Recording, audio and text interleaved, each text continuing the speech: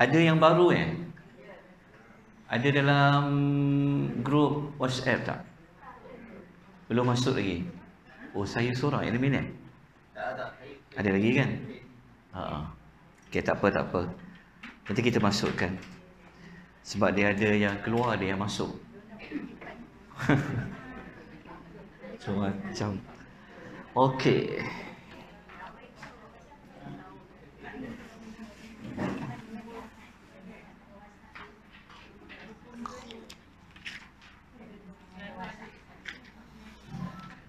Okey, kita akan mulakan. Assalamualaikum warahmatullahi wabarakatuh.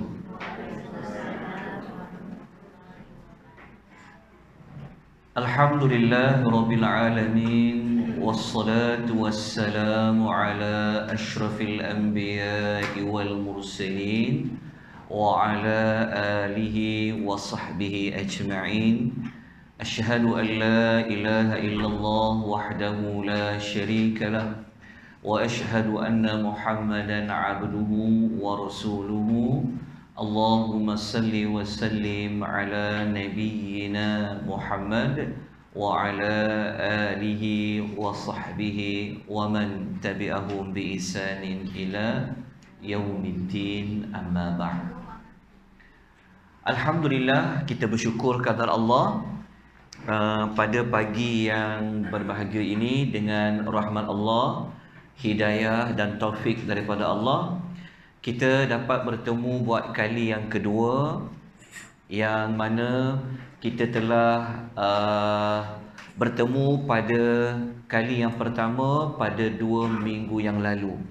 Jadi seperti yang disepakati, kita cuba dulu untuk laksanakan kelas 2 kali dalam seminggu, dalam sebulan. Dalam sebulan, iaitu pada minggu yang kedua dengan minggu yang keempat. Mudah ingat, minggu genap. Kerana minggu yang pertama dan minggu yang ketiga tu saya ada kuliah subuh di KL.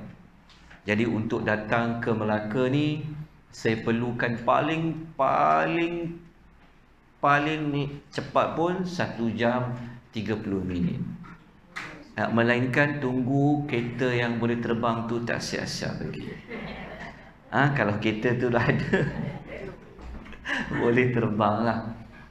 Okey, jadi itu saya maklumkan pada ibu-ibu dan ayah-ayah dulu kita punya kelas yang kita jalankan, dan kita cuba untuk laksanakan kelas ni dalam tempoh 1 jam setengah.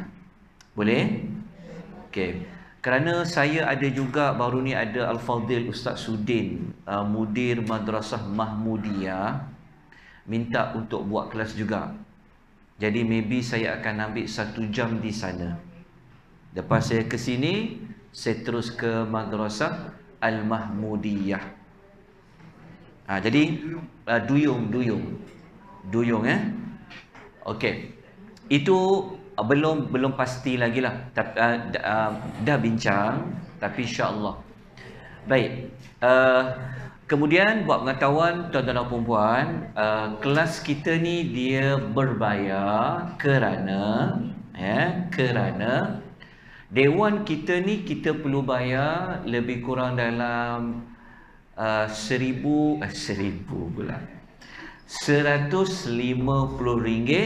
per kelas. Maksudnya sekali kita masuk, kita kena bayar pada pihak masjid 150.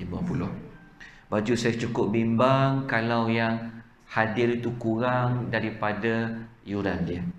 Jadi kalau kita ada 30 orang, jadi kalau kita dapat dalam RM7, maka dapatlah dalam RM210. So kita bayar dewan sikit, lepaskan dewan, dan kita gunakan lebihan tu untuk apa-apa saja pembelajaran yang lain-lain untuk kelas kita.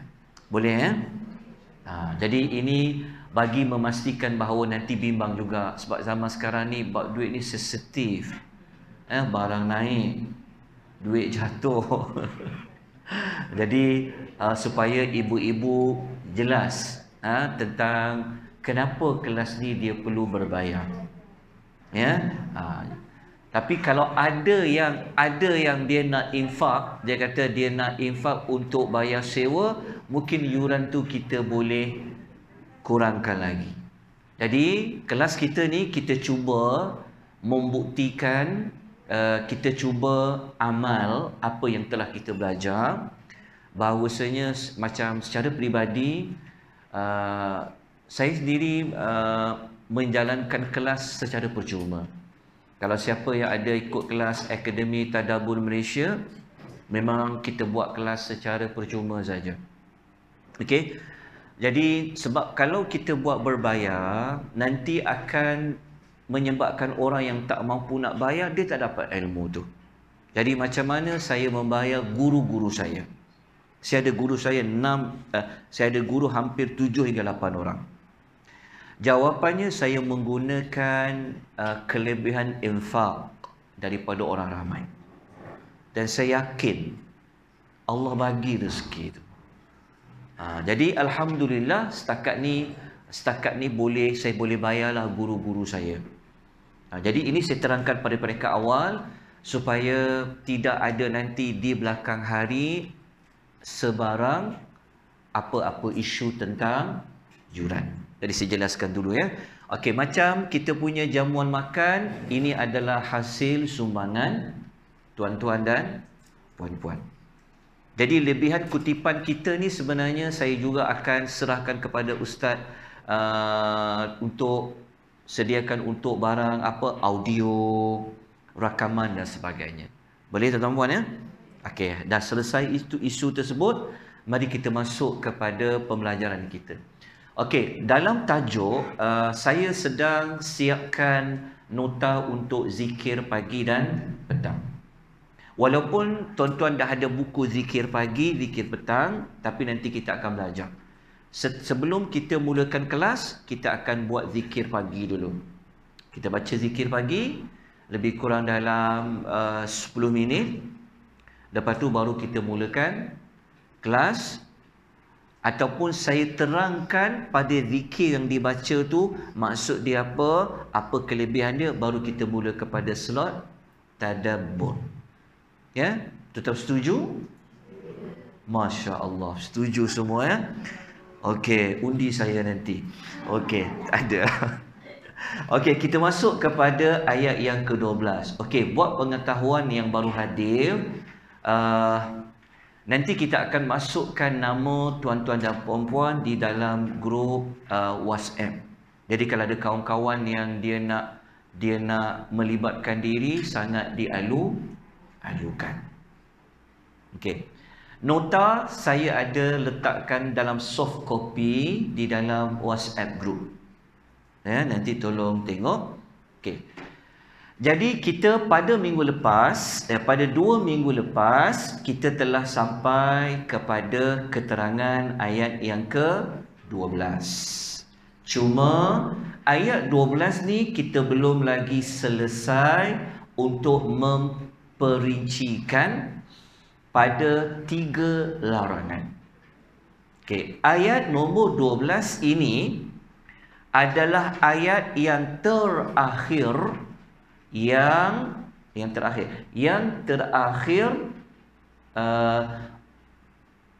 menyebutkan tentang seruan wahai orang-orang yang beriman. Betul ke? Ingat lagi, dalam surah Al-Hujurat ada 5 seruan. Seruan tu maksudnya dia ada ayat ya ayyuha, wahai. Okey, untuk lafaz orang beriman semua sekali ada 5. Okey, lafaz ya ayyuhallazina amanu ada 5. Jadi ayat 12 ni adalah ayat yang terakhir kan untuk seruan orang yang beriman. Nanti ada satu lagi ayat kita akan jumpa seruan yang ke-6. Tapi seruan yang ke-6 tu dia bukan Ayatnya amanu, tetapi ya ayyuhan nas. Nanti kita akan belajar. Kenapa sampai Allah panggil wahai orang-orang yang beriman, wahai orang-orang yang beriman, wahai orang-orang yang beriman, wahai orang-orang yang beriman? Kerana di sebalik seruan tersebut akan jumpa apa? Akan jumpa apa? Akan jumpa arahan dari Allah. Sama ada arahan itu berbentuk kena buat ataupun arahan itu berbentuk jangan buat. Apa perkaitan arahan tersebut dengan iman? Kerana iman ini dia perlu dibuktikan. Faham tak? Nanti kita akan belajar pada bahagian yang hujung. Allah akan ajar kita tentang apa tu Islam, apa tu iman. Jadi kalau kita benar-benar nak dapat gelaran beriman, maka kita kena buktikan iman tu. Maka pembuktian iman itu dibuktikan dengan kita ikut apa yang Allah suruh, kita tinggal apa yang Allah larang. Boleh faham tak maksudnya? Maksudnya kenapa dalam Quran selalu jumpa ya ayyuhallazina amanu? Okey, sebab itu kalau kita belajar dalam ayat Allah, dia tidak hanya kata kepada amanu, tapi dia akan masuk wa amilu salihat, beriman dan kena beramal. Okey, sebab iman ni dia tak boleh cakap je. Dia tak boleh cakap saya beriman, tapi iman itu perlu dibuktikan. Okey, dah jelas kat situ. Okey, ayat nombor 12 ni kita dah baca pada kuliah yang lalu. Okey, bagi siapa yang tak ada nota mungkin dia boleh tengok, saya paparkan di skrin putih ini. Okey. Ayat yang ke-12 kita akan menemui ada berapa larangan? Ada berapa larangan? Ada 3 larangan. Okey. Larangan yang pertama Allah suruh kita buat apa? Ni ijtanibu kathiran minadh-dhann. Larangan pertama dekat ayat ijtanibu sampai kepada dhanna ithm. Okey. Faham ya? Larangan pertama. Kejap, wayar ni panjang tak? Panjang tak wayar ni? Okey, kejap Okey, larangan pertama dia dekat sini. Ijtanibu larangan pertama sampai ini. Okey, so boleh tulis dekat sini larangan 1. Itu cara kita, kalau cara saya lah, kalau dalam nak mencari isi, ini larangan pertama. Okey. Larangan yang kedua adalah pada wala tajassasu. Kat sini Ni. Wala tajassasu. Ini adalah larangan yang kedua. Okey. Larangan yang kedua wala tajassasu. Okey. Larangan yang ketiga di mana? Larangan yang ketiga wala yaghtab ba'dukum ba'dha. Ni larangan yang ketiga. Salah satu nak tahu larangan, kadang-kadang Allah guna huruf la. La tu kadang-kadang maksud jangan. Dekat sini jumpa 2 la. Wala. Okay, tapi dekat sini larangan juga. Allah kata ijtanibu. Maksudnya apa? Jauhilah. Allah kata jauhilah. Ini juga merupakan perintah, suruh menjauhkan. Okey, dah dapat. Jadi dekat dalam kotak tu, apa larangan pertama? Langan pertama bersangka buruk. Okey, yang kedua adalah jangan mengintip, mencari kesalahan, kelemahan. Okey. Nombor 3 apa? Jangan mengumpat. Jangan mengumpat. Okey. Kalau isi ni markah penuhnya 6 markah. Inilah pelajar-pelajar sekolah agama sepatutnya dia belajar Quran. Baru dia akan faham. Bukan dia hafal je, tapi sepatutnya dia kena transferkan maklumat tu dikeluarkan. Okey, tak apa, PT3 dah tak ada dah. Siap budak-budak ya, kejap tukar. Tapi tak apa. Ibu-ibu lah yang akan ajar nanti pada anak-anak, ajar pada cucu-cucu. Okey. Jelas dekat situ, boleh faham?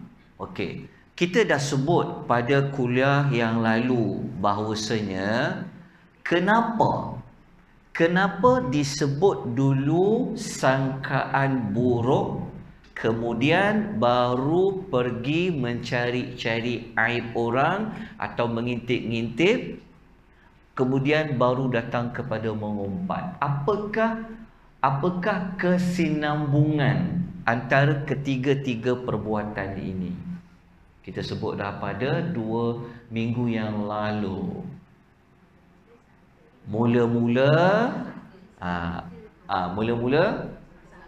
ada prasangka. So apabila kita dah letak sangkaan buruk itu, maka akan bawa kepada apa?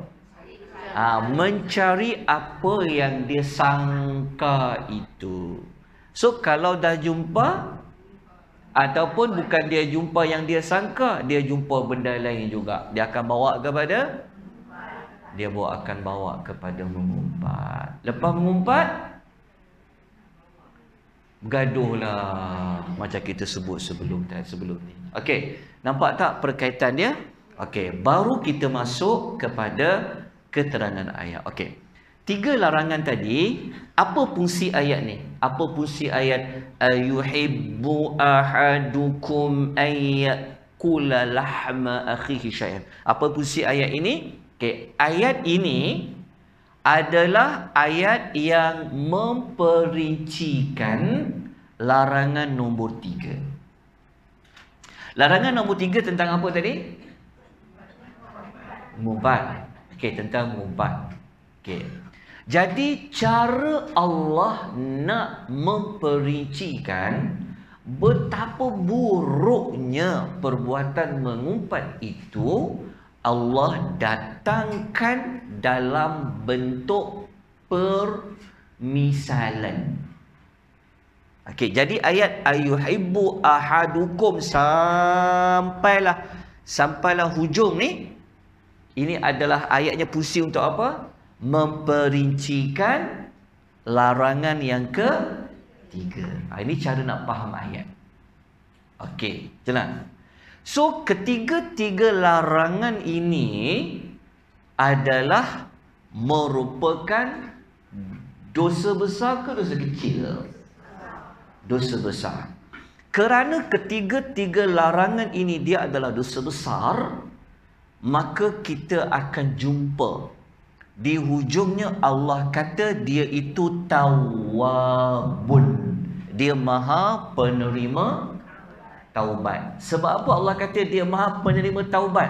Apa perkaitan nama Allah tawwabun dengan isi kandungan ayat ni? Menunjukkan bahawasanya siapa yang dia telah terjatuh, dia buat benda ini, okey, maka dia ada ruang untuk bertaubat.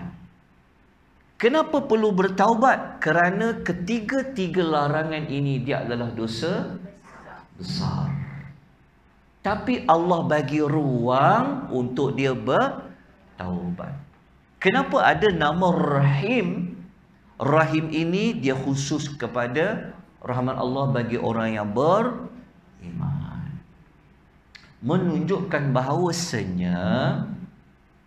bahawasanya tiga larangan tersebut adalah dosa besar. Okey. Ketiga larangan tu kita kena tinggalkan tak? Kita kena tinggalkan. Macam mana kita boleh kata kita kena tinggalkan? Pertama larangan lah. Lepas tu ada perintah dekat sini. Wattaqullah. Apa maksud wattaqullah? Bertakwalah kalian semua kepada Allah. So kalau ada perkataan takwa, apa berkaitan dengan tiga larangan tadi?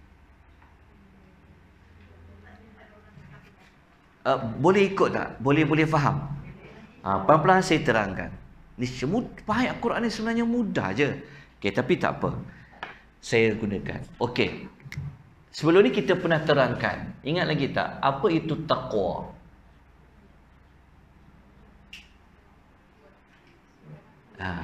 Taqwa bukan restoran taqwa. Taqwa adalah okey. Taqwa ni dia dikaitkan dengan sifat takut. Takutnya warna ni akhirnya pun dah nak hilang warna dia. Sangat bertakwa. Okey, dia dikaitkan dengan sifat takut. Takut kepada apa? Okey, takut kepada Allah, takut kepada Allah, ataupun dia takut kepada azab Allah. Samalah. Okey, takwa ni dia adalah sifat takut mendapat kemurkaan Allah ataupun mendapat azab Allah. Tapi belum lengkap lagi. Selepas dia ada sifat takut kalau Allah azab, takut kalau Allah murka, maka dia kena buat apa?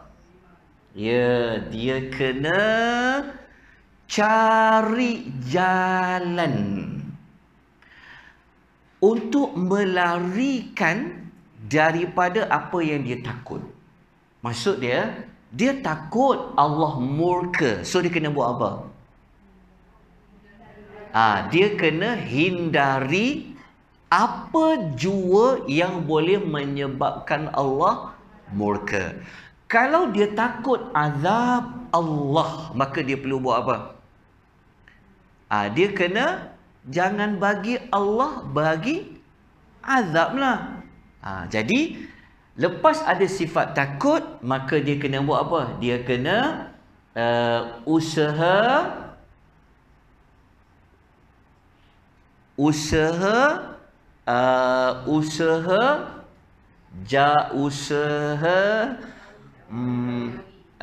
jauhi apa yang ditakuti. Usaha jauhi apa yang ditakuti. Barulah lengkap makna takwa. Dia tak boleh kata takut, tak. Contoh, takut ada sebuah pokok, dikatakan pokok tu berhantu. Dia dah ada sifat takut. Jadi apa usaha dia untuk dia takut pada pokok tu?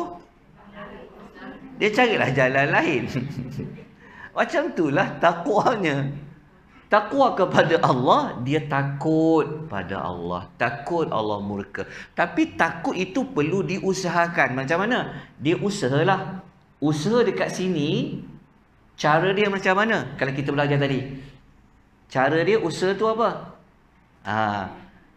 Buat apa yang disuruh. Lepas tu, satu lagi. Tinggal apa yang dilarang.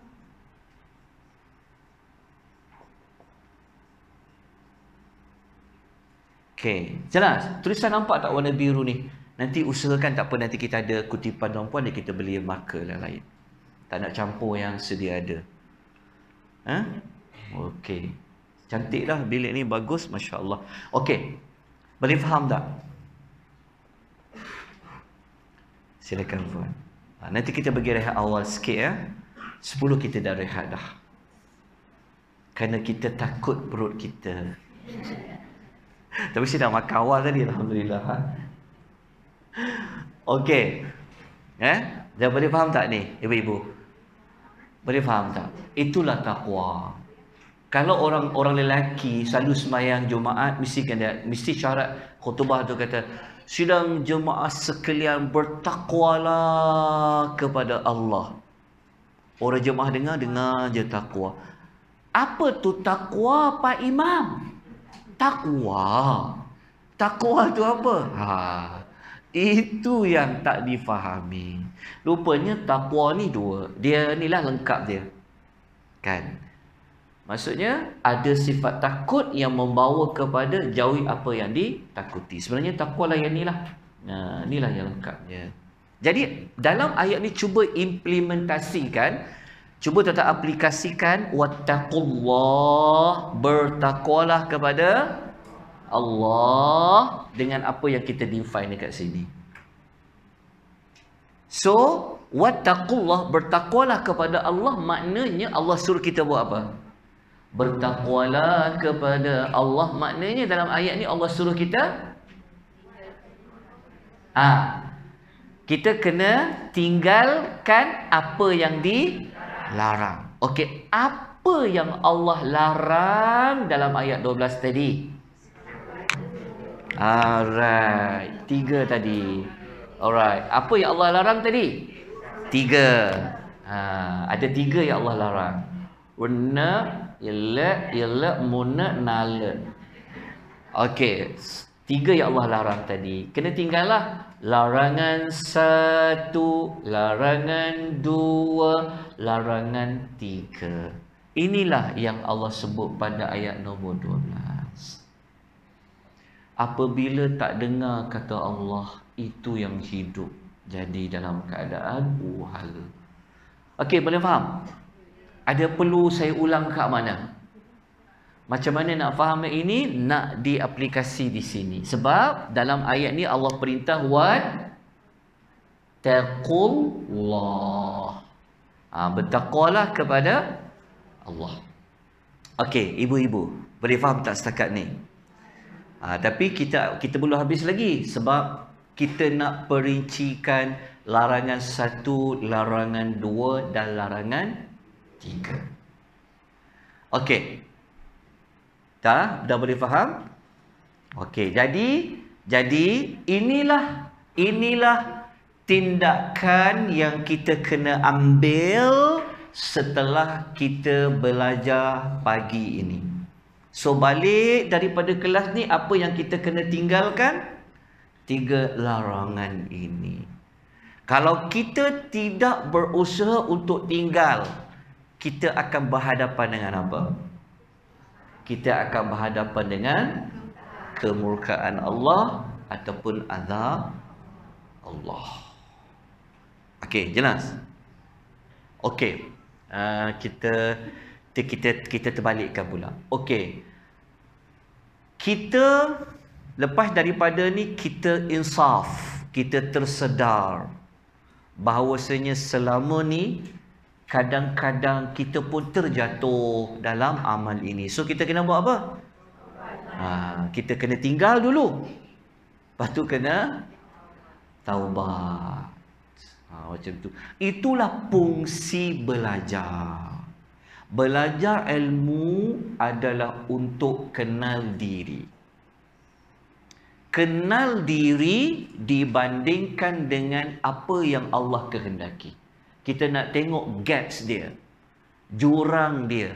Selama ni kita buat tak apa yang Allah kehendaki? Okey. Kita tinggalkan tak apa yang Allah larang. Kita nak tengok diri kita ni, ada lagi tak yang belum kita penuhi apa yang Allah suruh? Mungkin ada di kalangan kita, dia tak buat 2 perkara ni, tapi dia jatuh larangan 3. Itulah fungsi kita belajar. Itulah dipanggil ilmu yang bermanfaat. Dia ada perubahan. Tapi dia kena tahu apa dia kena berubah. Inilah petunjuk Al-Quran. Al-Quran menunjukkan kita hari ini apa yang kita perlu tinggalkan, apa yang perlu kita baiki. Sampailah maklumat tu. Itulah Quran. Baru 1 ayat. Bayangkan kalau kita boleh faham maklumat seperti ini bagi 6,236 ayat. Kita akan ikut apa yang Allah suruh. Itulah Al-Quran sebagai petunjuk. Kata huda, petunjuk. So hari ini alhamdulillah Allah dah bagi hidayah pada kita. Tapi lepas balik daripada kelas ni kena minta taufik. Taufik tu minta Allah bimbing kita. Nanti semayang, mungkin ada orang semayang duha, mungkin dia semayang zuhur, ataupun dalam sepanjang hari ni doa, ya Allah, apa yang aku pelajari pada hari ini, kau bagikan aku kekuatan, bagilah aku bimbingan untuk aku amal apa yang aku pelajari. Sebab tu setiap pagi Nabi selalu doa 3 perkara. Apa dia? Yang pertama, Nabi selalu minta apa? Ya, Nabi selalu minta ilmu yang ilmu yang manfaat. Nabi selalu minta pagi-pagi. Nabi selalu minta ilmu bermanfaat. Kalau tak hafal bahasa Arab tak apa, bahasa Melayu je doa. Ilmu ni banyak, tapi ada tak yang tak bagi manfaat? Banyak kita tahu, tapi tak tahu nak buat apa. Ilmu bermanfaat ni ilmu yang bawa kita jadi lebih baik. Tahu dekat mana salah, tahu kat mana kurang, kat mana kena baiki. Sebab tu tak perlu belajar banyak, tapi yang paling penting bermanfaat. Kalau ikutkan zaman dulu, mereka kalau dah belajar 10 ayat, jangan belajar ayat lain lagi. Itu yang kita buat 2 minggu sekali. Alasan tak adalah, betul lah. Sebab dah sampai waktu untuk kita belajar amal. Okey, nombor 3, Nabi minta apa? Rezeki. Rezeki yang macam mana? Iya, rizqan tayyiba, rezeki yang baik. Boleh minta banyak, tapi tambah baik. Beri rezeki yang banyak dan baik. Sebab apa baik? Sebab kita nak rezeki yang halal. Rezeki yang boleh bawa kita kepada ingat Allah. Okey, dan ketiga apa? Iya, amal. Amal ke amal? Amal. Betul lah kan? Amal kan? Wa'amilu. Okey, amal yang ya, amal diterima. Bukan beramal amal, tapi Allah tak terima. Nanti di hari akhirat, kenapa amal saya ni tak ada? Tuhan kata ditolak. Sebab tu setiap hari minta amal diterima. Tu 3 doa ni selalu Nabi minta setiap pagi. So Nabi orang Arab, dia bacalah bahasa Arab. Kita orang Melayu bacalah bahasa Arab dan Melayu. Mudah je, boleh kasi boleh ingat ni. Lepas sembahyang subuh dah wirid, lepas sembahyang tu doa, ya Allah, berilah kepada saya ilmu yang bermanfaat, rezeki yang baik, amal yang diterima. Tak boleh ingat lagi? Boleh ingat. Okey. Kita lanjutkan dengan perincian dia. Baru masuk perincian. Okey. Ni saya ubah teknik dulu. Cerita dulu, baru kita masuk perincian. Perincian dia mudah saja. Okey. Saya tunjukkan juga di hadapan papan putih ni. Okey, ni kita tak perlu cerita. Okey, kita pergi kepada yang zon tu. Okey. Muka surat nombor berapa? 31. Okey, begini ya. Okey. Allah tak bagi kita banyak sangka buruk. Okey. Menunjukkan bahawa dalam hidup kita asal-asalnya kena bersangka baik. Asalnya sangka baik. Okey. Sehingga kan Umar Al-Khattab dia kata macam ni. Tengok Umar Al-Khattab radhiyallahu anhu dia kata.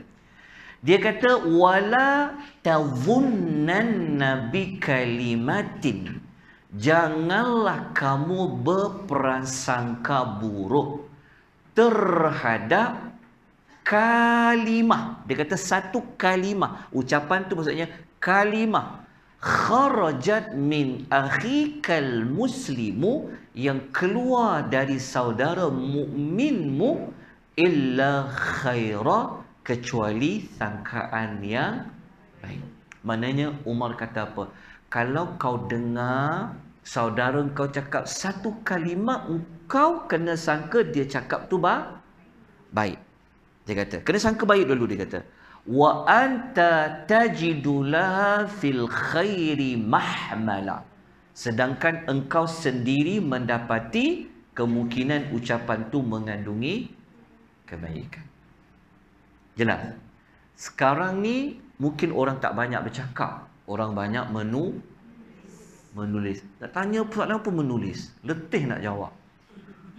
Nak menulis letih. Nak tanya boleh tahu Ustaz. Kalau Ustaz dia lapang, memang tak lapang nulis payah nak terang. Lepas tu suka voice record dah senang. Sebab boleh misunderstanding. Betul tak? Sebab tu kalau kita tengok orang tulis, kita sangka baik. Oh, dia ni tak marah aku ni sebenarnya. Sebab apa? Sebab kita tengok macam, sebab kalau kita baca, kadang-kadang nampak macam dia marah ni, dia sindir aku ni, dia peli aku ni. No.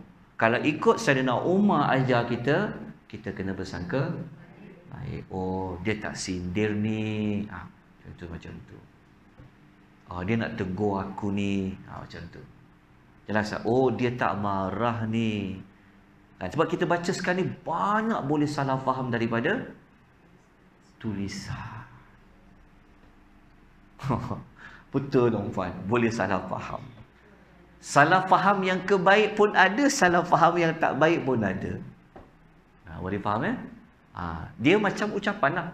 Jadi kalau kita tak jelas, kita kena buat apa? Tanya dia betul-betul. Engkau maksudkan apa perkataan ni? Tanya dia. Tapi jangan sangka buruk dulu. Jelas? Macam tu juga kalau orang tak bercakap, mungkin dia post gambar dalam zaman sekarang ni semua benda nak dipostkan. Beli kereta dapat post. Macam-macam zaman sekarang ni. Mungkin itu boleh memberatkan timbangan amal kot di hari akhirat. Tapi kita apabila orang post, kalau gambar tu, kalau post tu kita tengok dia hantar gambar makan ke, hantar gambar dia pergi berjalan ke, dia hantar gambar anak dia ke, dia hantar gambar perempuan ni susah sikit hantar gambar suami dia. Dia gambar dia je, contoh. Saya tak kata macam tu, sangka baik. Okey, dia hantar, kita jangan cepat-cepat nak sangka buruk. Nanti orang kata, nak tunjuk kaya lah tu, nak tunjuk macam-macam. Jadi ikut kaedah ni, kita kena sangka baik dulu. Boleh faham tak maksud dia? Sangka baik. Kalau kita sangka buruk, nanti akan tanam otak kita. Kita akan fikir pasal dia. Jelas Sebab itu Umar Al-Khattab radhiyallahu anhu dia pesan. Dia kata, kalau kita duk sebut pasal orang, ingat orang ni, dia kata satu penyakit, dia kata. Sepatutnya ingat Allah tu jadi ubat, betul tak? Kita kena fikir pasal orang, sampai tertidur termimpi-mimpi. Betul tak? Tu kan, jiran ni lah, sanalah, orang ni lah. Macam-macam. Sepatutnya ingat banyak Allah tu. Okey, jelas tak? Betul tak? Jadi sakit sebab apa? Penyakit yang masuk dalam tubuh badan kita ni banyak sebab apa? Sebab orang. Okey, sampai migraine dia. Okey, itu contoh. Okey, boleh faham tak untuk kalimah Umar Al-Khattab ni? Okey, okey. Kemudian kena hati-hati ya. Kalau orang post tazkirah pendek ke apa ke, janganlah kita ni baru datang kelas nak jadi ustazah dah. No. Kita buat apa tadi? Sayyidina Umar kata apa? Sangka baik dulu. Sepatutnya terima kasih kerana ingatkan kita orang. Okey. Kalau kita baca dalam hadis dari muttafaqun alaih ni maksudnya hadis riwayat Bukhari Muslim, Nabi kata apa? Iyyakum wadhanna. Jauhilah kamu semua daripada berprasangka, sangka buruk. Kenapa? Kerana berprasangka itu adalah merupakan perkataan yang paling dusta. Faham tak? Kerana berprasangka tu dia seolah-olah kita nak buat satu tuduhan kepada orang lain. Walaupun kita tak cakap dia. Tetapi prasangka ni sangat berat. Sebab dia akan simpan kat mana? Dalam hati. Simpan dalam hati ni, ya Allah, berat tau. Sebab tu orang suka luahkan. Jangan disimpan di dalam hati. Yang disimpan tu apa? Sangka baik. Patutnya sangka baik. Tapi kalau simpan sangka buruk, ya Allah, berkeladak penyakit dalam tu. Betul tak? Buang semua dendam tu. Dendam berapi. Okey. Kita bincang. Adakah semua prasangka tak boleh? Okey. Adakah semua prasangka tak boleh? Quran kata apa? Quran tak kata semua. Quran kata banyak. Faham Okey, kita tengok apa kata Imam Qurtubi. Al-Qurtubi ni dia adalah salah seorang ulama tafsir. Dia kata, berprasangka dalam hukum Islam terdiri daripada dua jenis. Ada prasangka yang terpuji, ada prasangka yang tercela. Yang Islam tak bagi prasangka tercela, sangkaan buruk tu. Okey, isi dalam kotak tu. Dua jenis prasangka. Pertama yang terpuji, yang kedua yang tercela. Okey. Kalau kita perincikan lagi, sangkaan ni ada bermacam-macam hukum. Ni kata Dr. Wabah Az-Zuhaili. Okay. Dia kata apa? Okay, kita baca. Prasangka ada macam-macam hukum. Ada prasangka yang wajib prasangka. Yang wajib tu apa? Adalah prasangka baik. Prasangka apa yang wajib? Iaitu prasangka baik. Yang wajib sangka baik kepada siapa? Allah dan orang yang beriman. Prasangka. Bukan semua tak sangka. Ada benda kita memang kena sangka. Kita berdoa, kita kena sangka Allah tu akan memakbulkan doa kita. Allah buat kita macam ni, tentu ada hikmahnya. Okey, sangkaan yang wajib. Okey. Sangkaan ada yang dilarang. Sangkaan yang dilarang tu apa? Yang berburuk sangka kepada Allah, kepada orang saleh, orang Islam yang kita tak tahu secara pasti keadaannya, dan orang Islam yang nampak baik pada zahirnya. Kalau orang tu memang kita kata terkenal baik dia, tiba-tiba berlaku satu isu kepada dia, so kita kena buat apa? Asalnya kita kena sangka baik pada dia. Okey. Kita ambil contoh macam mana Allah mendatangkan satu kisah benar yang berlaku kepada seorang yang baik. Sepatutnya orang yang baik itu kita perlu sangka baik. Siapa dia? Kisah Aisyah radhiyallahu anha yang telah dituduh. Dia telah dituduh melakukan perbuatan apa? Perbuatan sumbang bersama dengan salah seorang sahabat Nabi sallallahu alaihi wasallam. Cerita tu viral. Cerita macam ni selalu viral. Cerita ni bercerai, viral. Betul tak? Kita pun tak sangka kan? Macam-macam.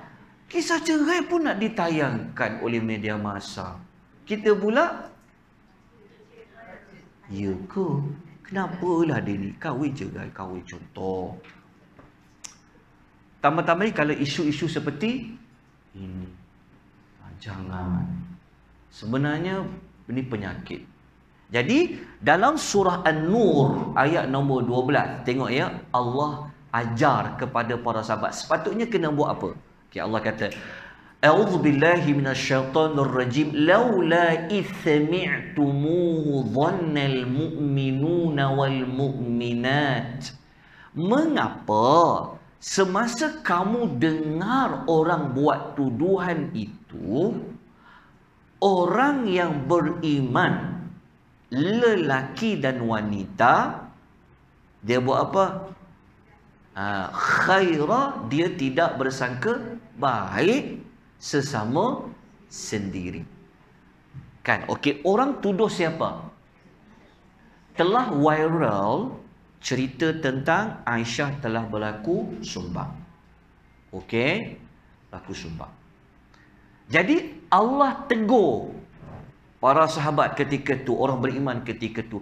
Kenapa kamu ni yang beriman lelaki, kenapa kamu yang beriman perempuan tidak bersangka baik terhadap apa yang telah dituduh tu? Sebab yang dikatakan tu siapa? Aisyah, orang yang saleh. Okey. Kemudian cara nak bersangka baik, caranya macam mana? Wa qalu hadza ifkum mubin. Patutnya kita kata apa? Oh, tu tuduh je tu, tuduhan yang dusta. Maksudnya sepatutnya sangka baik kita apa? Sepatutnya kita kata, oh mungkin kau silap dengar kot. Mungkin kau silap faham kot. Taklah, setakat aku kenal dia, dia tak macam tu lah. Sepatutnya macam tu. Tapi kita, tak sangka kan? Dia cepat-cepat macam tu. Sepatutnya apa?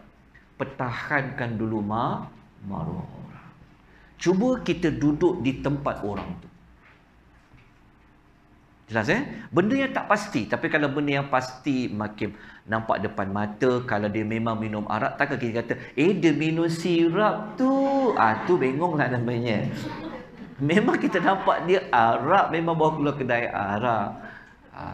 Faham tak? Memang kita tengok, kita jumpa dia dekat kedai spot Toto. Ada resit dia. Takkan kita cakap sangka apa? Lalulah kita dengan kawan kita, tengok jiran kita tu. So kita nak sangka baik apa? Dia tersalah masuk kedai kot. Betul. Ataupun kita nampak memang tempat tu tempat kelab malam. Masuk. Kan? Memang dengan pakaian semua tu. So nak sangka apa? Oh, dia nak pergi masjid tu. Dia salah jalan kot. Yang tu tak. Tapi kalau benda yang kita tak, dan kita tahu dia memang terkenal dengan orang baik. Tapi kalau kita dengar, sepatutnya kita apa? Mungkin orang nak jatuhkan dia kot. Mungkin ada orang dengki kot. Mungkin tu fitnah kot. Mungkin. Sangka baik dulu. Sebab kalau betul pun apa yang orang cakap, apa faedah kat kita? Tapi kalau salah, Itu yang akan bawa apabila kita dah ada perasaan macam tu, nanti hidup kita duduk bincang. Kes kita hari tu macam mana? Yang kau dengar tu macam mana? Dia akan jadi panjang. Dia akan ikut tau. Apabila kita sangka buruk satu isu tu, kan? So, kita akan cuba ikut perkembangan. Betul tak? Ikut perkembangan tu dia panggil tajassus tadi tu. Intip. Cuba awal-awal kita dah kata, ni tak betul. So, tutup terus. Pernah berlaku? Okey, perlahan-lahan. Okey. Sekarang jom kita pergi kepada hukum yang lain pula. Okey, hukum yang lain. Kita tengok apa kata Dr. Wahbah. Okey. Dr. Wahbah kata lagi, sangkaan ini ada yang dianjurkan. Yang anjurkan maksudnya yang disunatkan. Tadi yang wajib. Lepas tu ada sangkaan yang larang. Ada sangkaan yang disunatkan. Apa dia? Bersangka baik kepada saudara semuslim, dan kita disunatkan bersangka buruk kepada orang yang memang jelas-jelas kefasiqan dia. Okey. Yang diharuskan, yang diharuskan sangkaan ni pun ada dalam hidup kita. Contohnya dalam bab hukum hakam syariat. Macam orang buat ijtihad kan? Ni betul ke? Ni tak betul. Nak bagi hukum apa ni? Hukum. So perlu sangkaan juga. Begitu juga macam kita dalam solat kan. Aku ni rakaat yang keberapa ni? Tapi aku belajar dalam kelas hari tu tak boleh sangka. Sudah. Kan kita keliru. Ni rakaat kedua ke rakaat ketiga? Rakaat kedua ke rakaat ketiga? So sangkaan kat situ boleh tak? Boleh tak sangkaan kat situ? Maka kita kena sangka yang mana? Itu ada kaedah dia. Jelas itu sangkaan yang diharuskan. Okey. Kita terus pergi kepada yang berikutnya. Hukum prasangka. Isikan bagi kotak kosong di atas 5 markah. Yang pertama apa? Sangkaan yang dilarang. Ada sangkaan yang dilarang, ada sangkaan yang wajib. Wajib apa? Wajib sangka baik. Ada sangkaan yang hukumnya haram, dilarang. Ada sangkaan yang disunatkan. Ada sangkaan yang diharuskan. Ada 4 kan? Isi 4 je lah. Ada 4. Okey, jangan isi 5. Ada 4. Ada yang wajib, ada yang haram, ada yang sunat, ada yang harus. Okey, selesai dah bab ni. Okey, jom kita pergi kepada larangan yang kedua, iaitu larangan mencari aib, mencari kekurangan, mencari kesalahan orang lain. Okey. Boleh kita teruskan? Okey. Dalam ayat tadi kita jumpa perkataan tajassus. Okey. Tajassus dia ada perbezaan dengan tahassus. Ya. Ada huruf yang sama, ada guna jim, ada guna ha. At-tajassus dengan at-tahassus. Okey. Kalau tajassus biasanya digunakan untuk sesuatu yang jahat. Ni melibatkan pihak lain. Dia mengintip. Ada tak orang mengintip diri sendiri? Ada tak orang dia cari salah diri sendiri? Tak ada. Tajassus ni dia akan melibat pihak lain. Okey. Tapi kalau tahassus biasanya dia digunakan untuk pada perkara yang baik. Yang ini untuk diri sendiri. Okey. Tajassus dengan tahassus. Sebab itu spy, spy tahu tak spy? Pengintip. Dalam Arab dia panggil al-jasus. So kalau kita buat vocabulary, okey, spy, pengintip dalam bahasa Arab apa?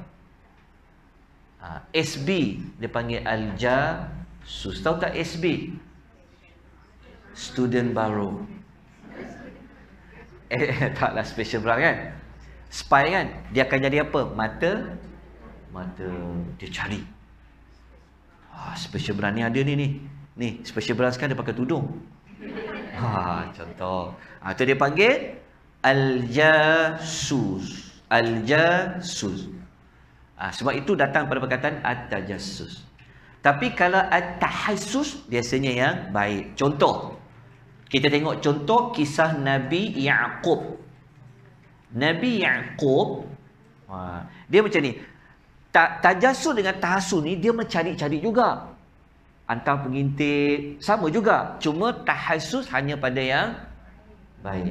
Okey. Contoh Nabi Yaqub. Dia pernah suruh adik-beradik dia buat apa? Kalau kita baca dekat ayat tu. Dia kata, ya bani yadhhabu fatahassasu.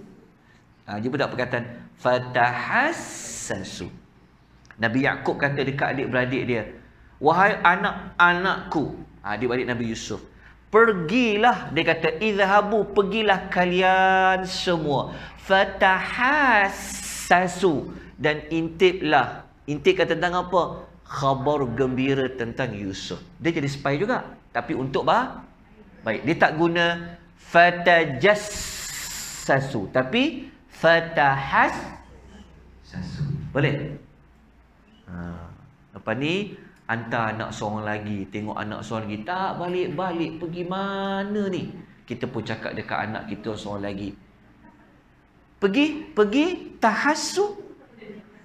Anak tu pula hafaz surah Hujurat. Mana boleh tajassus ibu? Ibu bukan cakap tajassus, ibu cakap tahassus.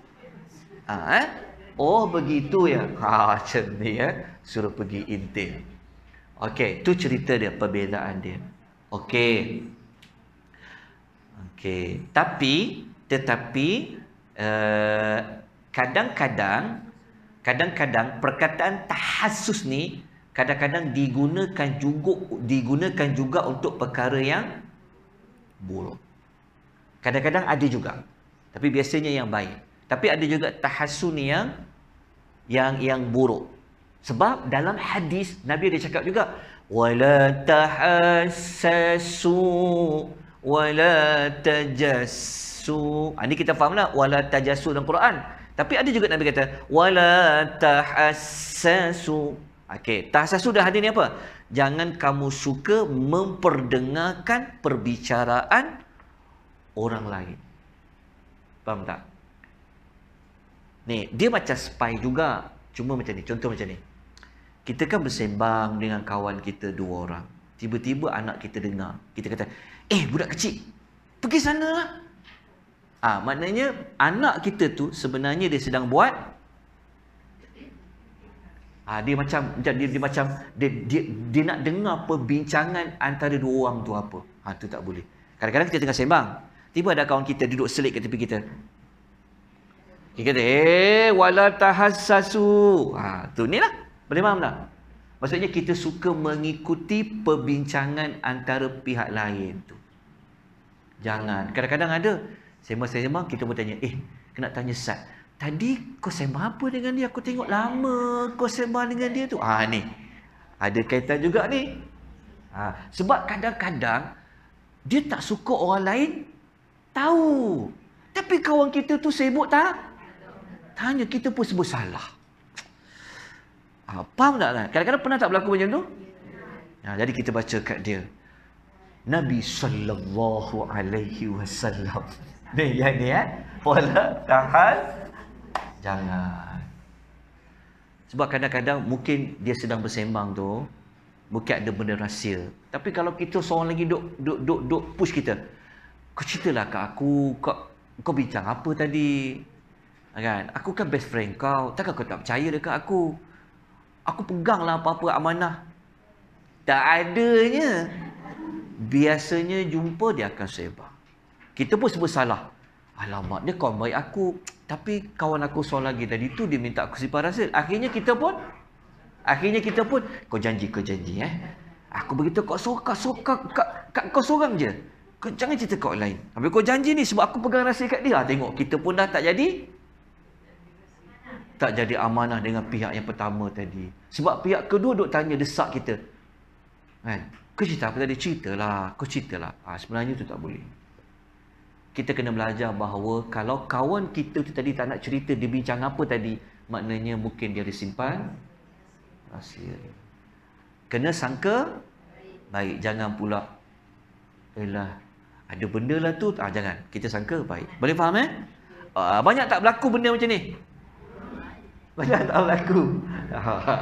Jangan lepas tu pegang rahsia. Lepas tu yang tadi tu pihak kedua tak ada rahsianya. Dia cerita pula, bang.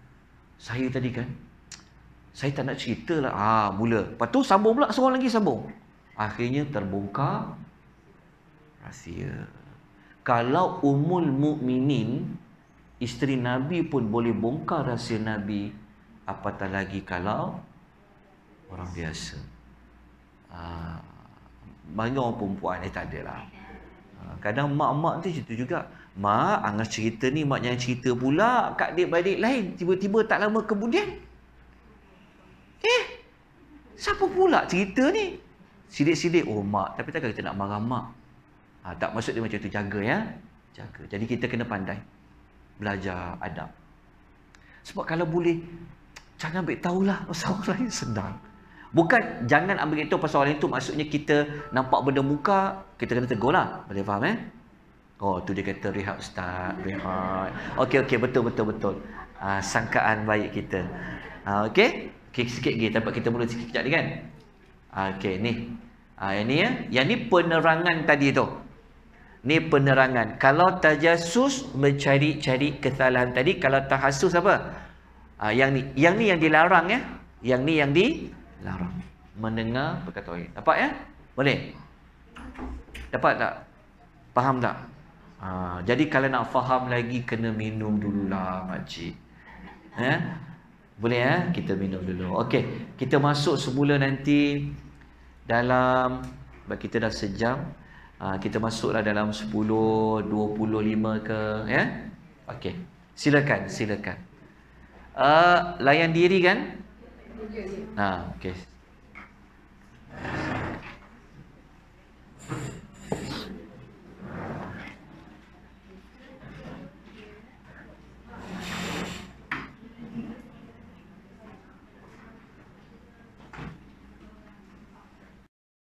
Pintu belakang tak buka Tak ada Boleh buka Baik, kita lanjutkan. Assalamualaikum warahmatullahi wabarakatuh. Alhamdulillah wassalatu wassalamu ala Rasulillah wa ala alihi wa sahbihi wa man wala, amma ba'd. Alhamdulillah, kita selesai berehat sekejap. Kita ucapkan jazakumullahu khairah kepada sesiapa yang membawa makanan, minuman yang kita kira sumbangan yang sangat baik. Jadi kita ucapkan semoga Allah memberikan keberkatannya kepada tuan-tuan dan puan-puan. Baik, kita telah sampai pada perincian larangan yang kedua. Izinkan saya menukilkan cerita tentang bagaimana orang-orang yang terdahulu di dalam mereka bersangka baik kepada orang lain. Kita boleh tengok kisah seperti mana kata Zaid bin Wahb bin, dia kata ada seorang lelaki, dia dibawa menghadap Abdullah bin Mas'ud. Ibnu Mas'ud tu maksudnya Abdullah bin Mas'ud radhiyallahu anhu. Lalu orang lelaki tu, maknanya ada seorang lelaki, orang lain bawa dia jumpa kepada Abdullah bin Mas'ud.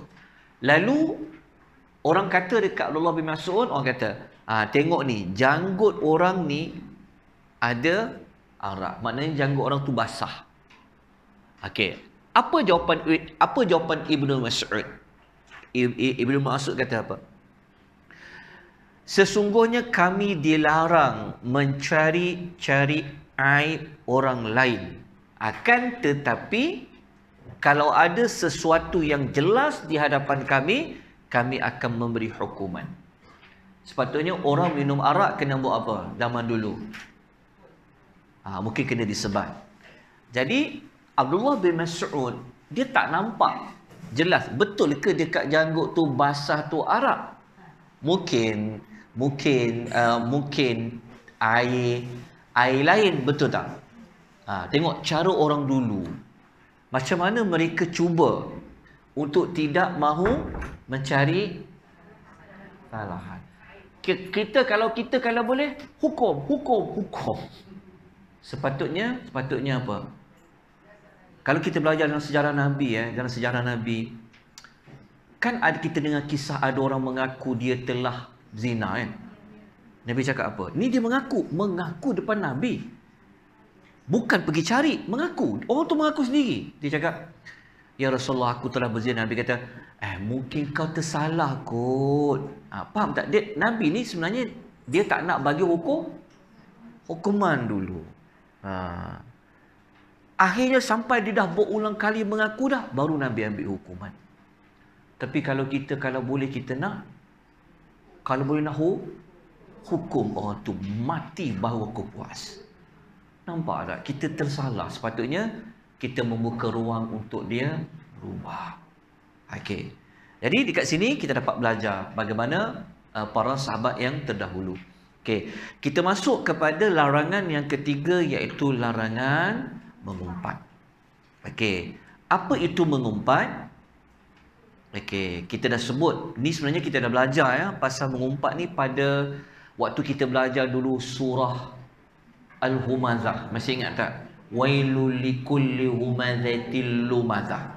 Telah pun kita terangkan. Cuma penangan COVID ni menyebabkan banyak benda jadi tak kena. Betul tak? Ada orang mood hilang. Betul, dia macam-macam. Tapi Alhamdulillah, kita nak tarik balik, kita terapi diri kita dengan Quran. Terapi dengan Al-Quran. Ya, okey. Jadi kita dah pernah belajar dulu yang mana ni definisi mengumpat yang sebenar. Okey. Mengumpat ni, Nabi bertanya soalan kepada para sahabat. Nabi tanya soalan. Nabi ni pedagogi dia mengajar, dia suka bertanya. Dia tanyalah, kamu tahu tak apa yang dimaksudkan dengan mengumpat? Para sahabat jawab apa? Allah dan Rasul je yang tahu. Ni adab dia. Kalau kita tak tahu sesuatu, maka kita kata wallahu a'lam. Kenapa para sahabat jawab Allah dan Rasul? Kenapa dia tak jawab Allah je? Kenapa dia jawab Allah dan Rasul? Sebab Rasulullah tahu. Okey? Jadi Nabi jawab, mengumpat ini ialah engkau kena gariskan. Ni dia punya definisi dia ataupun highlightkan. Ngumpat ialah engkau menyebut, mencerita, bercakap tentang apa yang dibenci oleh saudaramu. Saudaramu ni merujuk kepada orang yang diumpati. Okey. Ada simpan lagi tak nota yang saya bagi tajuk perincian mengumpat tu? Ada lagi tak? Simpan lagi tak beg tu? Nota yang kita bagi tahu, kita nukilkan ulasan Al-Imamul Ghazali dalam Ihya Ulumuddin. Definisi dia mudah je. Engkau sebut apa yang tak disukai oleh saudaramu. Nabi tak cakap benda salah je, termasuk benda betul. Faham tak? Dia apa yang dibenci oleh saudaramu. Kalau benda buruk, pastilah orang benci. Benda yang baik pun termasuk dalam definisi ni. Benda baik tu maksudnya apa yang betul tentang orang tu. Contoh, cerita pasal rumah orang tu, anak beranak dia, ehwal orang tu lah. Faham tak maksud dia? Kita dah bagi nota tu, masih ingat tak nota perincian? Imam Ghazali kata apa? Cerita ni boleh melibatkan cerita pasal keluarga dia, cerita pasal sikap dia, perangai dia. Itu termasuk yang Tapi kalau saudara dia tak benci, tak apa. Kan ada setengah orang dia tak suka orang sembang pasal dia. Betul tak? Ni tak boleh. Ini termasuk dalam definisi ni. Kemudian ada sahabat tanya, kalau aku katakan memang betul saudaraku tu buat, Nabi jawab apa? Jika benar apa yang engkau katakan tentang dia, maka sesungguhnya engkau telah. Contoh kita kata, kita sembang dengan jiran kita yang kedua. Jiran kita tu kan, dia beli sofa baru lah. Bukan cerita benda buruk, betul? Betul tak? Tapi jiran kita yang kita umpati, dia suka tak orang cerita pasal dia beli sofa baru? Ke dia bangga? Allah Allah. Suka ya? Aduh. Okey. Dia cerita benda betul tak? Dia cerita benda betul tak dia beli sofa? Benda yang betul. Tapi definisi dia, dia mudahnya mengumpat ni cerita benda benar. Dan ada kaitan dengan orang tu tak suka. Jelas, kalau dia suka, tak apalah. Sebab ni definisi dia. Sahabat ni dia nak cakap, kalau kami cerita benda betul, takkan ngumpat. Nabi kata, yang kau cerita benda betul itulah sebenarnya mengumpat. Jika engkau tak cerita, kalau engkau sebut apa yang dia tak betul pada dia, contohnya, tak ada pun dia beli sofa, dia jual sofa ada. Dia nak buat lelong. Kita cerita salah. Maknanya kita telah buat apa? Kita telah berdusta ke atas dirinya. Nampak tak? Maksudnya, kalau cerita benda betul, cerita benda betul. Okey, telefon.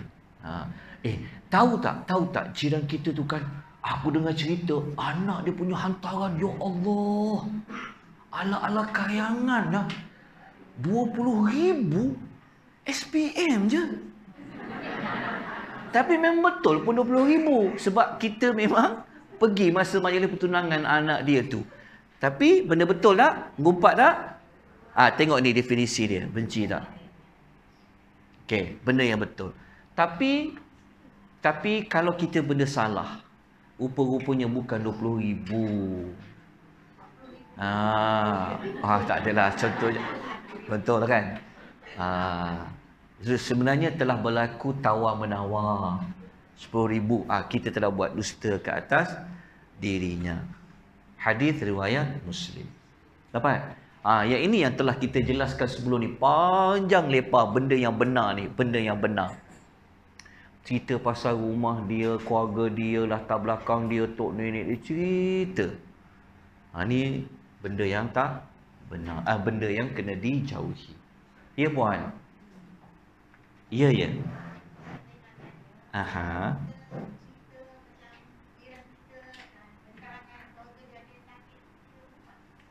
Ada yang sakit. Okey. Ingat tak kita pernah ajar tajuk 6? Ingat kita? Ada 6 ruang dibolehkan mengumpat. Ingat lagi tak? Lupa dah? Nanti saya kena kongsikan balik nota soft copy dalam grup. Ada kita bagi nota, tajuk dia adalah 6 perkara diharuskan untuk kita memperkatakan tentang orang lain. Kalau soalan yang puan tanya tadi tu, dia memang ada keperluan, maka ia dibenarkan. Lagi satu, dia ada tuntutan. Kita sebut ada 6 sebab dibenarkan mengumpat. Belajar tajuk tu. Okey, sebab kalau tak cerita pasal orang lain susah juga. Betul. Ada banyak ruang kita kena cerita. Contohnya zaman sekarang ni ramai orang nak berniaga. Kan? Ada partner cerita kat kita, aku ni baru tubuh syarikat. Aku partner dengan dia. Kita yang pernah tahu cerita orang tu, memang terbukti, kita boleh beritahu kat kawan kita, tak usahlah engkau kongsi-kongsi dengan dia berniaga.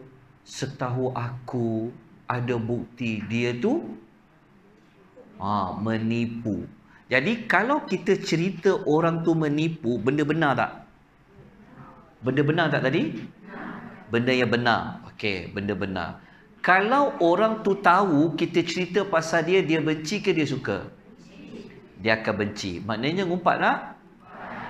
Tetapi kita terkeluar daripada mengumpat yang dilarang. Kita telah menyelamatkan kawan kita tadi tu daripada dia ditipu. Itu dibenarkan. Jelas? Kita pernah sebut sebelum ni, mengumpat ni termasuk kita mengadu, nak bertanya soalan. Kita nak sampaikan hukuman. Masih ingat kisah seorang perempuan yang dia bagi tahu kepada Rasulullah tentang ada dua orang lelaki. Dia datang meminang dia. Ada dua orang lelaki macam nak berisik dia. Seorang nama Abu Sufyan, seorang lagi nama namanya Jahmin. Saya lupa nama sahabat tu. Apa jawapan Nabi? Nabi menerangkan perkara benar bagi kedua-dua lelaki tu. Nabi kata Nabi kata yang seorang ni, dia ni jenis, hadis tu kata dia tak melepaskan tongkatnya. Tongkat tu ada maksud dua. Boleh jadi dia jenis orang yang suka jalan travel. Nanti kau tinggal seorang-seorang. Asyik duk tinggal je seorang-seorang. Ataupun maksud hadis tu dia suka pukul perempuan.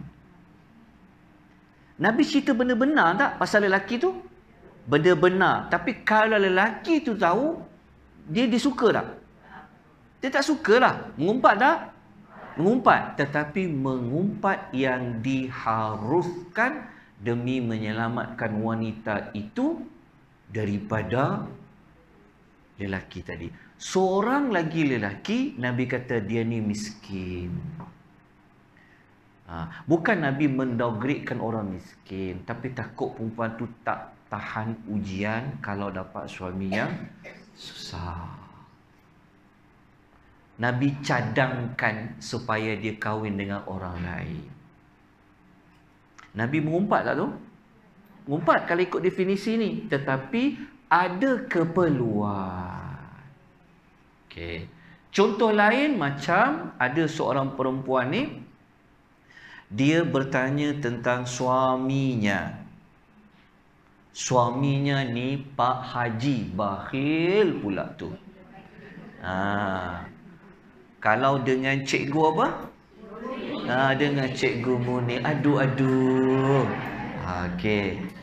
Dia mengadu kat Nabi, dia nak tanya hukum. Tapi dia terpaksa cerita pasal suami dia. Dia kena cerita benda benar. Okey. Maknanya isteri dia tu terpaksa cerita benda benar dekat Nabi. Kalau suami dia tahu, dia akan suka tak? Tentu dia benci. Definisi ngumpat dah. Tetapi kenapa Nabi tak halang? Nabi tak cakap, jangan cakap apa-apa. Dia pun tanya, dia kata, aku ni selalu curi-curi ambil duit suamiku. Kerana suamiku ni dia bakhil, tak bagi nafkah. Boleh tak aku ambil duit dia? Maknanya, dia perempuan tu dia ngumpat suami di depan Nabi. Tapi Nabi bagi jawapan apa? Nabi kata, ambillah. Cuma mengikut kadar dia. Jangan ambil lebih-lebih, beli handbag baru, handphone baru, mentang-mentang Nabi suruh buat, ambil kad sekali. Nama pun dia hafal. Tak boleh. Nabi kata ambil ikut kata.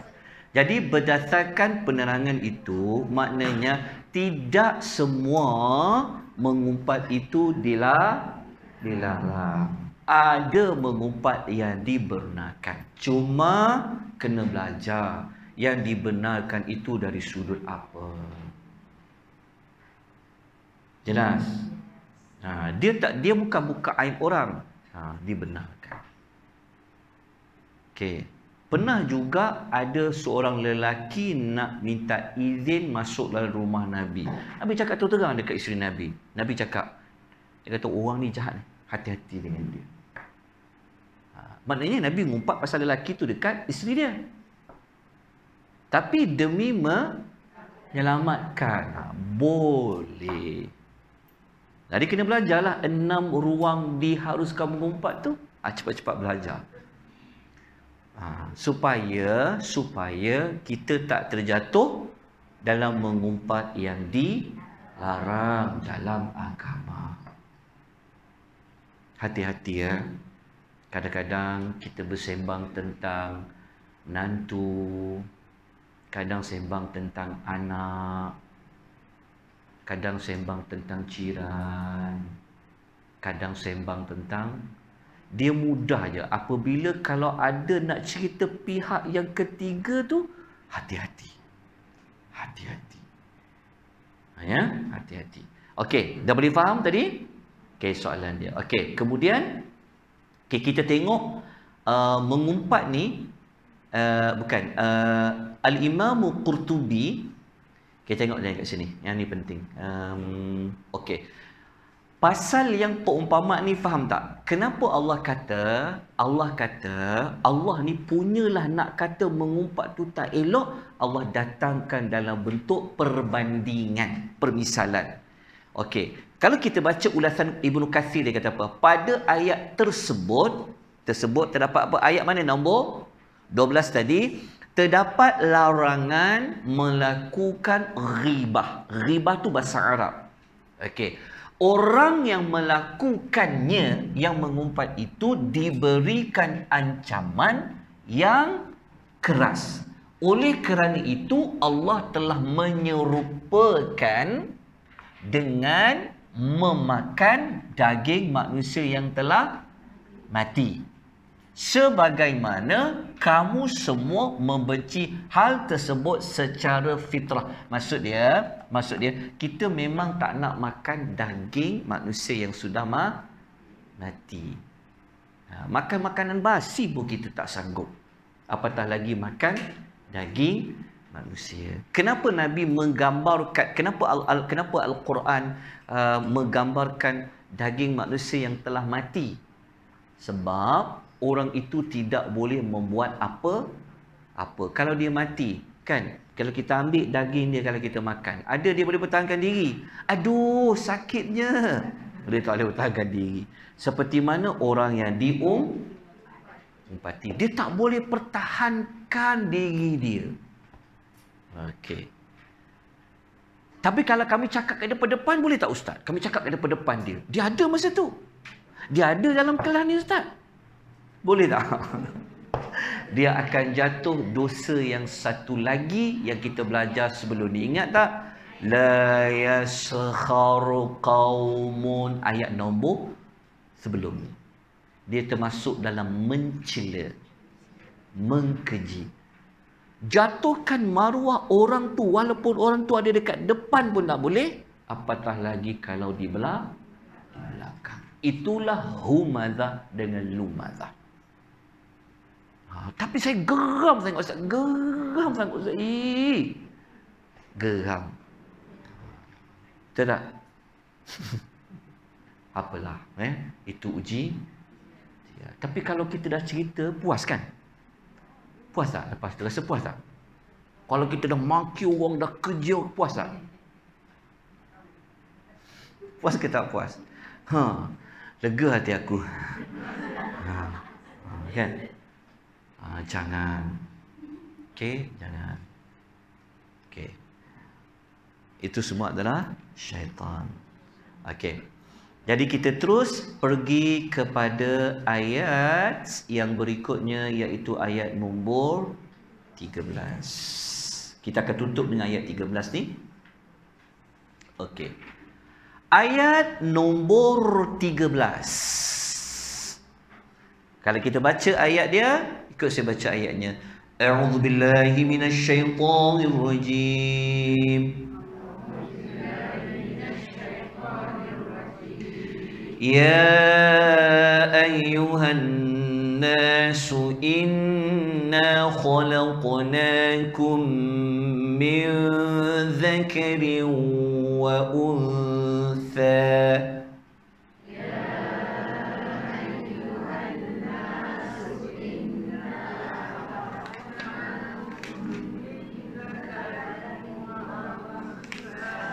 وَجَعَلْنَاكُمْ شُعُوبًا وَقَبَائِلَ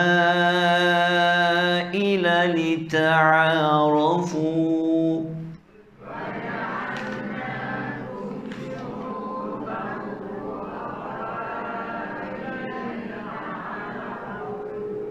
إِنَّ أَكْرَمَكُمْ عِندَ اللَّهِ أَتْقَاكُمْ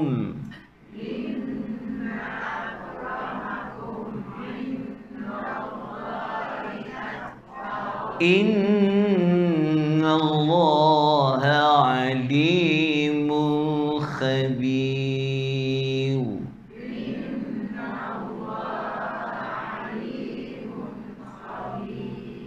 Okey, kita tengok terjemahan. Lepas tu kita akan membuat hubung kait ayat 13 ni dengan ayat sebelumnya. Okey, Allah kata, ya ayuhan nas, wahai umat manusia.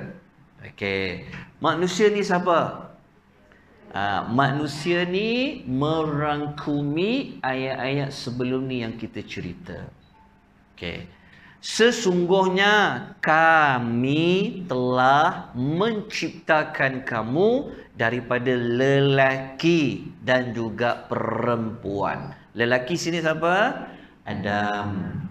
Perempuan tu siapa? Hawa. Ada tak sini manusia yang dia bukan daripada Adam, bukan daripada Hawa? Kalau yang tu, apa tu? Okey. Dan kami telah jadikan kamu pelbagai bangsa dan puak. Bangsa dan puak ni, bangsa ni macam bangsa Melayu. Puak Bugis, Banjar, Jawa. Lagi? Bangsa ni macam bangsa Melayu. Tapi puak apa? Puak ni macam bawah lagi, kecil lagi daripada bangsa tadi.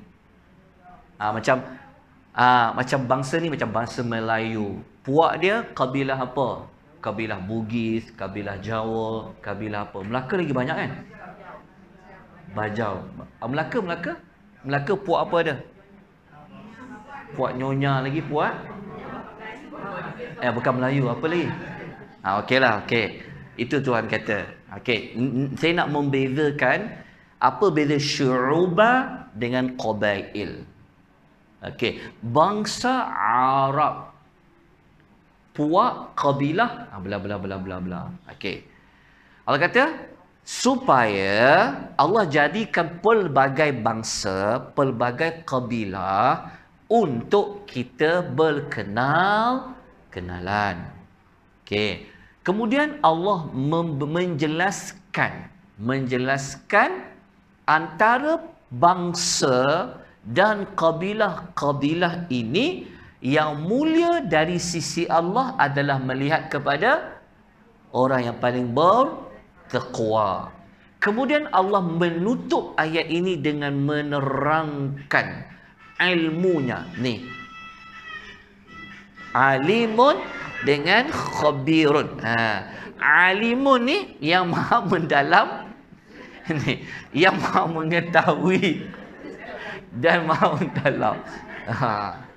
Nasib baik tak rakam TikTok. Tidak mengajar sambil TikTok. keteng. Okey. Tak boleh, saya malu lah saya. Tak boleh saya. Okey. Viral pula. Ustaz tadabbur TikTok. Sudah. Sekarang orang suka kan cari video ramai-ramai. Okey, tak apalah. Okey, alimun, Allah tu Maha mengetahui. Khabirun, Maha mendalam. Okey, kenapa Allah meletakkan alimun dengan khabirun berkaitan dengan ilmu ya? Kenapa Allah tutup dengan dua nama ni? Kerana dia ada kaitan dengan takwa. Sebab takwa ni benda yang kita belajar ni lah. Allah ni dia Maha mengetahui siapa yang betul-betul buat apa yang Allah suruh, siapa yang betul-betul tinggal dan apa Allah larang. Okey, ayat ni kenapa dia berada selepas ayat nombor 12? Kenapa Allah susun ayat yang kata kamu ni manusia daripada Adam, daripada Hawa? Kenapa diletakkan ayat ni selepas ayat nombor 12 yang kita belajar tadi itu? Okey. Kaitkan. Saya padam ni ya, lepas tu kita tutup mendaguhkan pengisian kita. Link balik yang tadi tu, hubung kaitkan dengan ayat sebelum ni. Okey. Macam ni. Okey. Kenapa Allah kata semulia-mulia kamu? Kenapa ada semulia-mulia kamu? Ini menunjukkan kayu pengukur mulia ke tak mulia seseorang itu bukan pada tapi pada takwa. Okey, boleh faham? Bukan kau bangsa Melayu, engkau lebih mulia daripada bangsa Arab, contoh, dan sebagainya lah. Okey. Kenapa Allah ada kata kamu daripada lelaki dan perempuan? Kerana ayat sebelum ni kan ada berapa larangan? Okey. Kita ambil ayat 11. Ayat 11 ada berapa larangan? 3 larangan. Ayat 12 ada berapa larangan? Kita belajar tadi 12. Ada 4 larangan. Okey, ayat nombor 12 ada 4 larangan. Itu tandanya dah nak kena balik. Tak apa, nak habis dah.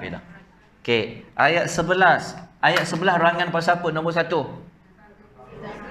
Tak, ayat nombor 11 ibu. Ayat nombor 11 bu. Ibu. Okey, ayat 11 tu yang pertama jangan pelekehkan. Jangan pelekehkan orang lain. Lepas tu larangan kedua, jangan kita cela orang, jangan kita keji orang. Lepas tu yang ketiga, jangan kita buat gelar buruk pada orang. Okey. Lepas tu ayat nombor 12 ada larangan apa? Pertama tadi sangka buruk. Okey, lepas tu ibu-ibu jangan cari salah atau kelemahan orang lain. Okey, lepas tu larangan yang berikutnya jangan ngumpat. Okey. Ayat nombor 13. Ayat nombor 13 ada berapa larangan? Okey. Ayat 13 ni Allah bagi tahu kepada kita, kalau kau pelekehkan orang tu, sebenarnya engkau daripada nasab keturunan yang sama. Sebenarnya Allah nak bagi tahu bahawa kita ni daripada ibu dan bapa yang sama. Dia sama seperti adik-beradik kita. Semua orang lain sebenarnya Allah nak kata semua ni sebenarnya sama je darjat dia. Kenapa kau suka pelekehkan orang? Engkau sama je di sisi Tuhan. Sebab kita ingat kita kata, kita yang mengukur, oh kita mulia, dia tak mulia. Kita bagus, dia tak bagus. Oh kita banyak kebaikan, dia kurang kebaikan. Tapi bagi Allah, Allah bukan tengok tu. Kita sama je. Okey, orang yang kita pelekehkan itu, maknya sama? Sama tak dengan kita? Bapaknya sama kita. Itu sebab dia tadi tu. Okey, jelas tak? Okey. Lepas tu, okey, maksud dia sebenarnya Allah nak kata kita ni sebenarnya sama saja. Okey. Okey, lepas tu baru Allah kata tentang kayu pengukur mulia tu adalah takwa. Sama. Maksudnya Tuhan nak bagi tahu bahawa dia lemah, kita pun lemah. Dia ada buruk, kita pun ada buruk. Okey? Boleh? Boleh faham tak sebab apa ayat ni disusun? Ayat 13 dekat sini. Maknanya orang yang kita umpati tu sebenarnya sama je macam kita berasal daripada manusia yang sama. Dalam masa yang sama Allah nak bagi tahu tujuan Allah jadikan semua manusia bukan untuk rendah merendahkan, bukan angkat mengangkat diri, tapi untuk kenalan. Okey, kayu pengukur dia takwa. Okey, apa kaitan dengan ayat sebelum ni? Kita belajar sebelum ni. Ada ayat sebelum ni. Ini sebenarnya apa? Ini sebenarnya adalah faktor bahawa apa? Bahawa pergaduhan.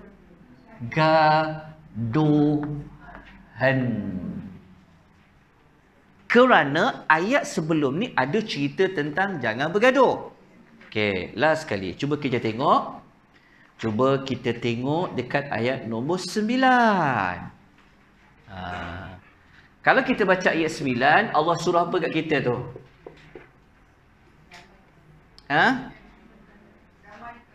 Allah kata, ayat 9 kata, damaikan orang gaduh. Jangan pula kita jadi batu api.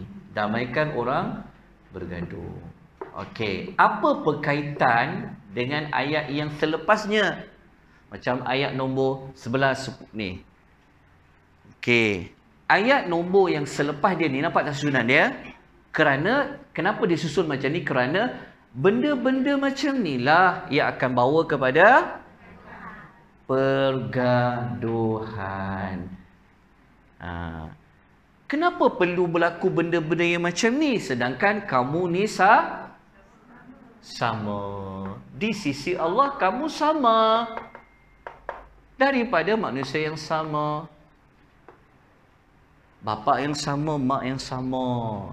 Betul. Tapi bagi Allah yang mulia tu siapa? Ya, orang takwa. Bukan pada melihat bangsa apa, kabilah apa. Bukan tengok keturunan, bukan tengok sebagainya. Okey. Jadi ayat ni mengajak kita supaya memandang mulia orang lain.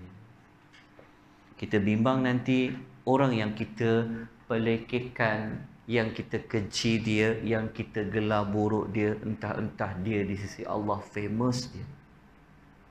Ini kita sebut sebenarnya, masih ingat ya?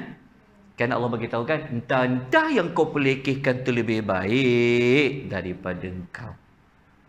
Ingat ya? Sebab kayu pengukur dia baik ke tak baik bukan pada pandangan kita, tapi pada pandangan Allah. Jadi lepas ni kita balik, kita pandang semua orang mulia. Tengok menantu sama je. Ni seorang lagi menantu ni, tarik muka. Satu dia dengan tu, oh, belum sampai lagi dah masak dah, specialnya. No. Kadang-kadang kita tak sedar kita terbuat perangai itu. Kadang-kadang sesama anak-anak. Kadang-kadang anak terasa cik hati tau. Tak perasan. Kalau anak seorang ni, ya Allah mak, sampai tanya nak makan apa. Kalau kami mak.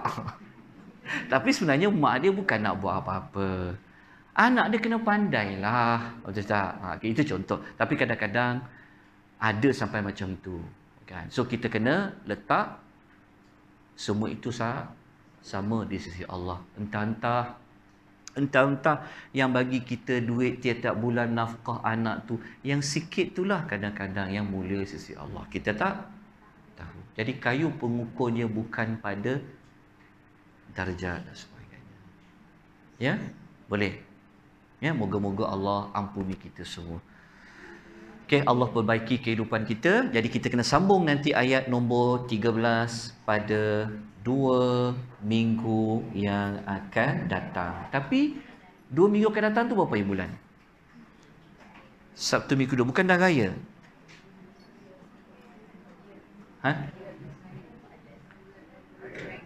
Minggu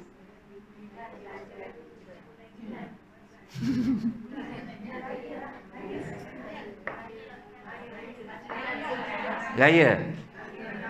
Maksudnya kena tunggu minggu keempat lah. Boleh? Minggu keempat. Boleh kalau ya. Okey. Boleh. Ada apa soalan nak tanya? Dapat belajar sesuatu tak dalam ni pembelajaran kita pada pagi ni? Okey. Okey, kalau tiada apa-apa, ada pertanyaan? Barisan yang pertama ada apa-apa soalan nak tanya? Ibu-ibu, ada soalan apa nak tanya? Ni yang kedua, ada apa soalan nak tanya? Tak ada. Okey, kalau tiada, Ustaz Fatullah ada apa-apa pengumuman? Kalau di belakang sekali dengar tak suara saya? Yang ni nampak? Nampak, Masya Allah. Okey. Okey, kalau begitu kita tangguhkan pengisian kita.